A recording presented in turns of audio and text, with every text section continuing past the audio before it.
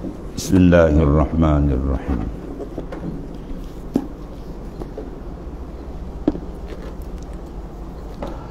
Babu ma ja'annahu la yuqta'u as-salah illa al-qalb wal himar wal mar'ah. Bab 97. Yang terdatang dia bahawasanya tiada membatalkan sembahyang orang yang tiada tutupan di hadapan melainkan anjing dan keldai dan perempuan. Manakala sekiranya dia sembahyang tak ada sutrah, tiba-tiba ada orang lalu depan dia, dekat dengan dia, anjing lalu, batal sembahyang dia. Ataupun himar lalu, batal sembahyang dia. Atau perempuan melintas, batal sembahyang dia. Ini mazhab ni siapa pakai? Tengok ni perbahasan dia ni. Kita mazhab kita tak batal. Dia kata, ketahui kira saudaraku telah bersalahan ulama. Mana benda ni ada ikhtilaf di kalangan ulama. Yang mujtahidin, mana ulama yang sampai taraf dia mujtahid mutlak. Ya, bawa mujtahid mutlak, mujtahid fatwa, bawa fatwa mujtahid tarjih. Dalam mazhab Syafi'i paling banyak dan paling hebat bahasan fiqh ni. Ya, ahli ijtihad dipecahkan menjadi 3. Mujtahid mutlak, manis tambata bi qawaidih. Kalau bawa dia fatwa dan tarjih, manis tambata bi qawaidi imamihi. Dia berfatwa dengan kawaid imam dia. Ya, yang fatwa dengan ijtihad sendiri, itu panggil mujtahid mutlak. Mujtahid mutlak itu ketua-ketua mazhab, imam-imam mazhab. Sini kita Imam Syafi'i. Bawa mutlak dipanggil mujtahid fatwa. Ya, Nawawi, Imam Nawawi dan Imam Rafi'i. Bawa lagi mujtahid tarjih, Syekh Ibn Hajar dan Syekh Ramli. Ya, itulah bersalahan ulama mujtahid atas anjing dan kaldai dan perempuan. Itu membatalkan sembahyang apabila ketiga ia menempuhi dan lintas di hadapan orang sembahyang dengan tiada dinding hadapan dia.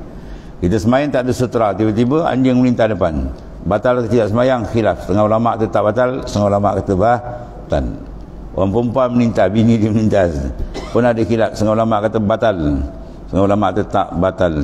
Dan begitu juga kaldai, ya, himar dan melintas dalam keadaan kita ada sutra. Ya, hukum dia apa? Batal sembahyang, setengah ulama mengatakan. Tengok perbahasan ini. Ini benda mukhtalaf lah, benda ada khilaf di kalangan ulama. Maka ulama yang berpegang kepada zahir hadis Tirmizi ini batal sembahyang dengan 3 perkara. Iaitu hadis an Abdullah ibn Samit. Abdullah ibn Samit qala sami'tu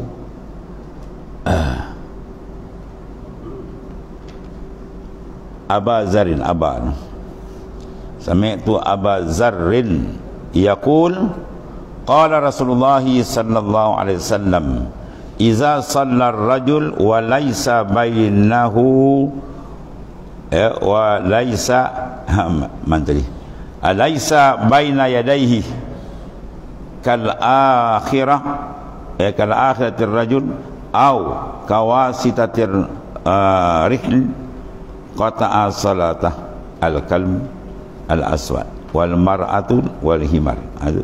Faqultu li Abi Zar ma bal aswad min al ahmar wa min al abyad. Qala ya bna akhi ya bna ukhti sa'altani kama sa'altu Rasulullah sallallahu alaihi wasallam. Ya, faqal al qalbu aswadu syaitanun. Hasan sahih.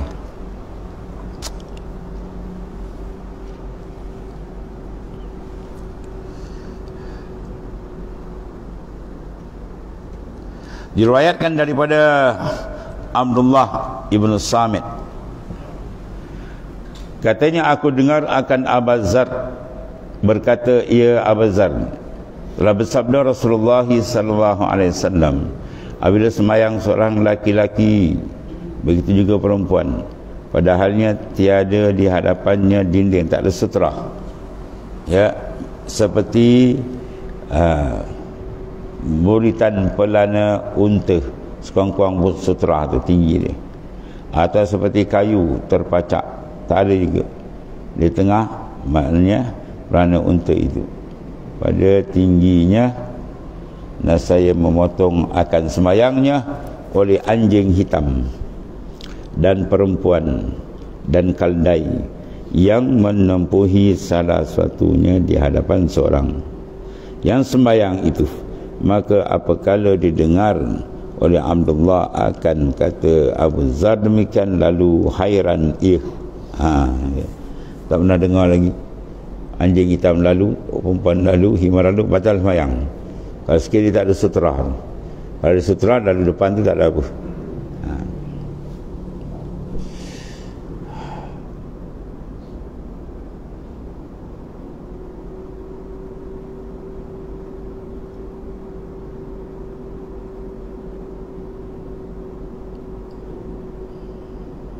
Jadi perkara dengar oleh Abdullah akan kata Abu Zar tadi pun hairan. Lalu kata, maka kataku bagi Abi Zar, ya Abu Zar, wahai Abu Zarin, apa pedulikan hitam daripada merah? Kenapa dikaitkan dengan aswad? Ya, mana qata'a salatahul qalbul aswad. Kalau kata qalb anjing je, maknanya beza ke dikait dengan warna hitam? Dan daripada putih, ya kenapa tak kata putih hitam sama je kan? Yang ni apa farak antara anjing hitam daripada anjing warna lain, boleh ia membatalkan sembahyang dan lainnya. Maka tak kala didengar Abu Zar akan soal, dan itu lalu dijawabnya. Maka kata Abu Zar, ya anak saudaraku, sudahlah kamu tanya akan saya, ya akan sebagaimana aku sudah tanya Rasulullah SAW akan perbezaan anjing hitam dan anjing lain. Mu tanya sama macam aku tanya Rasulullah dulu, macam mana berbeza pula dikaitkan anjing dengan hitam pula? Habis kalau tak hitam tak batal ke? Hingga jadilah ia membatalkan sembahyang tu, dia melintarkan batal sembahyang. Jadi kenapa macam tu? Maka sabda sampai bermula, anjing hitam itu syaitanun. Anjing hitam tu syaitan pun, ya. Tu tuan-tuan jumpa anjing hitam kejauh, hei syaitan kata, kejauh. Anjing hitam. Dan kata Abu Isa, dan pada bab ini ada riwayat daripada Abi Sa'id dan Al-Hakam Al-Ghifari dan Abi Hurairah dan Sayyidina Anas radhiyallahu anhu. Dan kata Abu Isa lagi bermula hadis Abi Zar radhiyallahu anhu, hadis hasan lagi sahih, dan telah dikeluarkan oleh Muslim dalam sahih kedua dalam Kitabus Salah.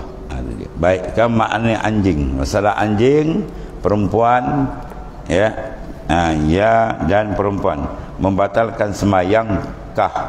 Tu batal tak sembahyang? Perbahasan dia. Ya saudaraku, kata Abu Isa Tirmizi, dan sungguhnya telah berjalan, ya, oleh setengah daripada ahli ilmu.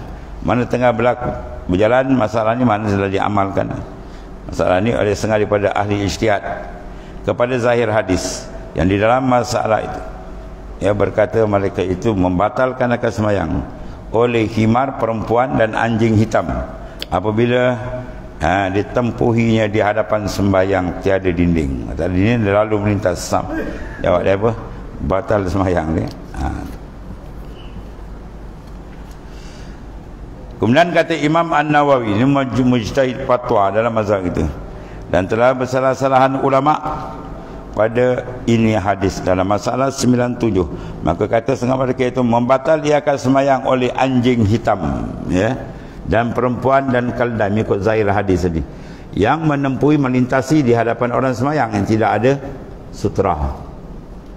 Dan telah berkata Ahmad bin Hanbal radhiyallahu anhu, membatal anjing hitam yang menempuhi di hadapan orang sembahyang yang tiada dinding, dan pada aku dipanggil syak pada batal atau tidak pada kaldai dan perempuan. Kalau kaldai perempuan tu maknanya aku syak lagi, bukan syak pada Nabi SAW tu hukum tu. Hadis tu sahih betul ke, ataupun makna dia macam mana, ya? Bukan syak pada Nabi SAW, tak nak tahu makna tu. Aku syak pada batal dia. Batal tidak ni, batal tidak perempuan dengan kaldai. Anjing hitam okey, sebab tu iblis. Kerana tiada datang pada anjing itu satu hadis yang menunjukkan tiada batal. Tak ada, semua kata batal.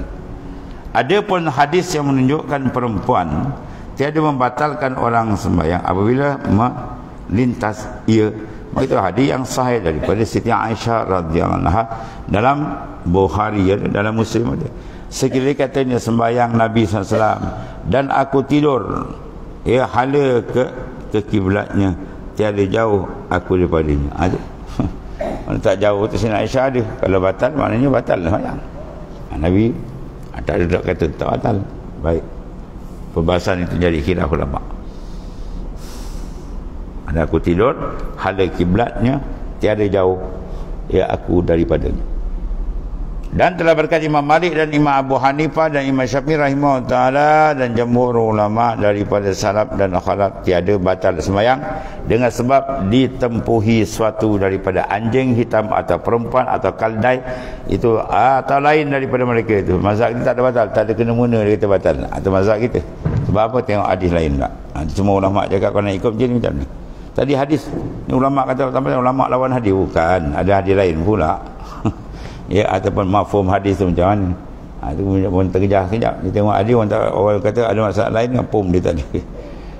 Tuan guru saya disebut kalau sekiranya imam mujtahid mutlak ni punya kalam berlawan dengan hadis, hendaklah kamu pakai kalam mujtahid mutlak.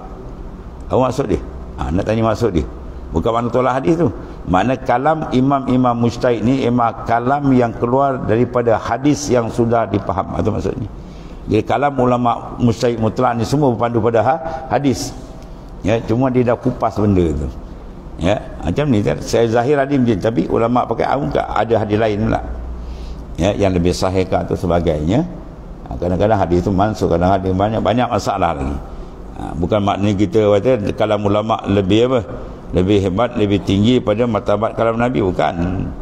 Makna kalam ulama mujtahid itu maknanya hukum yang telah ditapis daripada hadis-hadis sahih. Itu maksudnya.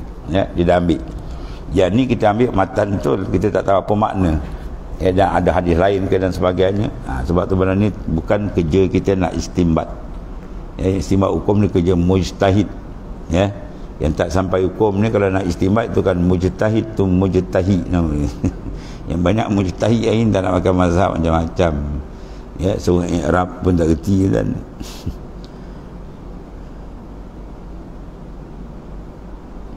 Baik, sekarang dia kata di sini masalah 99, satu lagi. Masalah anjing perempuan kaldai tidak membatalkan kesalahan, kenapa? Bagaimana takwil dalam hadis kita batal kan? Macam takwil tadi satu, perempuan tadi masalah iaitu isteri Nabi sallallahu alaihi wasallam duduk sekali. Itu menandakan tak batal. Pada mazhab yang mengatakan tiada batal, kata Imam Nawawi mujtahid fatwa ni, dan telah mentakwil akan segala anjing hitam dan perempuan dan kaldai dalam hadis pada masalah 97 itu atas kendaknya dengan apa?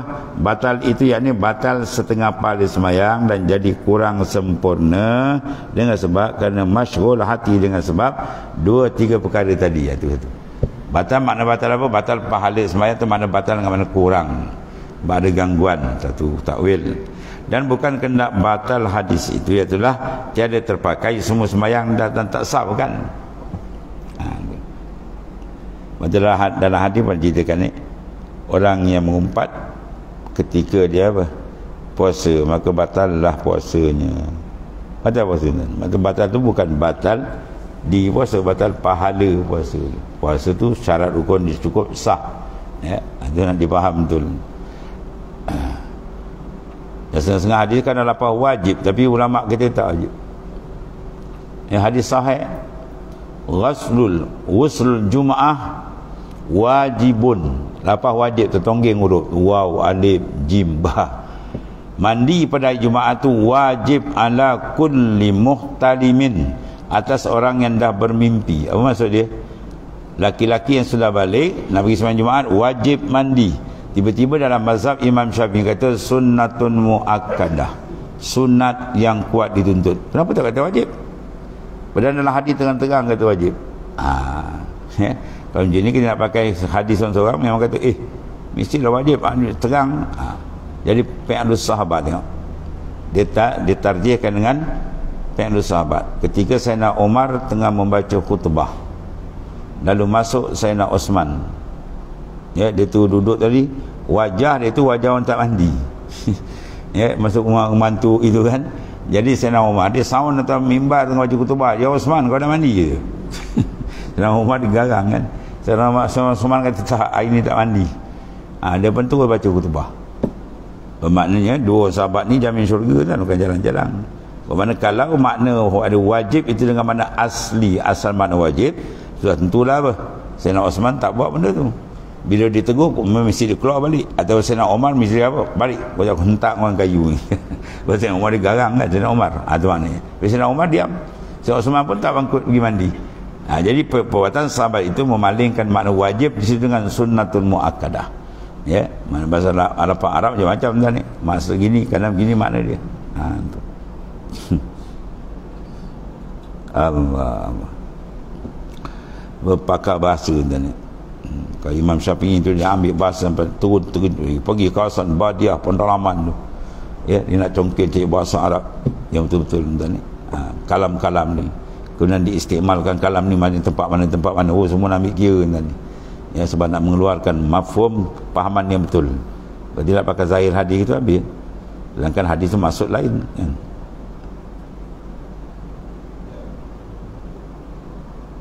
Dan setengah ulama mendakwa dengan apa? Nasah hadis. Tu. Hadis ini kata hadis ini mansuh, dinasahkan hadis ini oleh hadis lain, iaitu sabda Nabi sallam, la yaqta'u salatul mar syai'un. Tu. Mana tidak batal. La yaqta', tidak putus. Salatul mar'i, ya, ataupun la yuqatta'u. Ya, tidak diputuskan salah tu. Salat mar'i syai'un oleh satu. Aqta yuqti'u, boleh baca la yuqti'u, tidak memutuskan salatal mar'i, akan semayang seorang tu syai'un oleh satu. Maaf, dia punya pangil belakang boleh juga itu. Iza sahal mana sahal Arab, ya. Tidak memutuskan akan semayang seorang syai'un oleh satu. Bermakna apa? Satu tak diputuskan. Tidak membatalkan akan semayang itu oleh suatu, yakni yang menempuh orang yang semayang tiada dinding di hadapannya tak batal, cuma tak afdal je lah kalau tak pakai sutra. Dan sabdanya pula wa idra'u mastata'tum, ya, idra'u wadra'u mastata'tum, dan tolak oleh kamu akan orang yang menempuhi antara orang semayang dengan dinding sekuasa kamu. Nabi bisa tolak, ya, tak kata batal. Jadi semua benda-benda macam ni merupakan apa? Perbahasan ulama. Ya. Maka perkataan nasa itu tidak diterima kerana nasa itu tidak jadi ia, melainkan kerana uzur menghimpunkan. Jadi setengah ulama pula dibahas lagi, tak boleh kata nasa tak, sebab kalau tak boleh himpun baru kita nasa. Sekarang boleh himpun tak ni? Jadi cari himpun dulu, ya. Dan muafakat antara segala hadis dan mentakwilkannya, dan kita ketahui tarikhnya, ya, bahawa dia boleh nasah mansuh. Kalau kau tak tahu tarikh pun tak boleh nak nasah mansuh. Mana dulu kendian, dia yang kendian menasahkan yang dahulu, ya. Contoh dalam hadis kan kita ucap dan semayang sunat kita angkat jari kan, asyhadu an la ilaha illallah, ya. Mazhab Syafi'i angkat, hadis sahih. Mazhab Maliki lain dia goyang, asyhadu illallah dia gerak. Hadis sahih. Jadi bila dua-dua hadis sahih, pergi cari mana dahulu mana kemudian. Kalau dapat tahu mana dulu kemudian, maka yang dahulu tu menasahkan yang kemudian. Yang kemudian maknanya menasahkan dahulu. Mana yang angkat tu kalau kata kemudian, maka pakai yang illallah. Bila ulama hadis cari tak jumpa tarikh, tak dapat tahu mana dahulu kemudian antara dua hadis, dua-dua sahih, maka lepas, pakailah pilih. Maka Imam Syafi'i pakai illallah. Mazhab lain dia goyang. Jangan kita pegang tangan ni pula, hoi, kau ni apa Parkinson apa? Gerak-gerak jari. Mana ada hadis sahih tu. Jadi maknanya apa? Bila tak jumpa tarikh, serah. Sekarang kalau kata nasih dengan mansukh, mana tarikh ni? Mana dulu mana kemudian? Kalau tak tahu tarikh, tak sah kata nasih dengan mansukh. Macam-macam ulama bahas ni. Kemudian kata boleh himpun lagi baik, ya, kita himpunkan. Macam Quran kata faqra'u ma tayassara minal Quran, Ya, bacalah apa yang mudah daripada Al-Quran. Okey. Dalam hadis pula, la salata liman lam yaqra bi Fatihil kitab. Tidak ada semayang bagi orang yang tak baca Fatihatul kitab, surah Fatihah. Macam mana nak impun hadis ni? Ada kita nak nasah, kata apa, hadis nasahkan, baca ayat ni. Tak boleh juga. Jadi oleh kerana tu himpun dua. Maknanya baca apa yang mudah, maka yang mudah tu Fatihah. Dua-dua dia pakai. Ya. Kalau baca Al-Fatihah tak ada orang boleh baca, tu baling dengan gola. Kalau Fatihah tak boleh baca, kalau kata Baqarah tu ya dah panjang kan. Jadi kita himpunkan hadis cara dia. Kalau tak boleh, baru tengok tarikh. Kalau memang dulu nak menasahkan, yang kena menasahkan dulu. Itu keadaan dia. Maka di sini tiada tahu tarikh. Mana kata nak sah nasi mansukh? Tak tahu. Ulama hadis cari tak jumpa tarikh. Mana dulu kendian. Dan tiada unsur muafakat, tiada unsur, tak ada unsur muafakat antara segala hadis ni, dan mentakwilkan dia, bahkan ditakwilkan dia atas barang yang telah disebutkan tadi. Situ bahawasanya hadis la yuqti'us salatal mar'i syai'un. Tapi hadis nak dhaif, itulah bahasan ulama tadi. Jadi hukum bila hukum sini hukum dan dipanggil hukum ijtihadi. Ya, kalau kata wajib, wajib ijtihadi. Kalau haram, haram ijtihadi. Ya, dia ada bentuk ijtihad dan bentuk qat'i. Ya, itu perbahasan para ulama. Itu perlu kepada ulama yang membahas. Dan babu maja'a fi salatin fi saubil wahid wallahu a'lam. Bismillahirrahmanirrahim. Alhamdulillahirabbil alamin wassalatu wassalamu sayyidina wa ala Muhammad. Alhamdulillah. Subhanakallahumma wa bihamdika asyhadu an la ilaha illa anta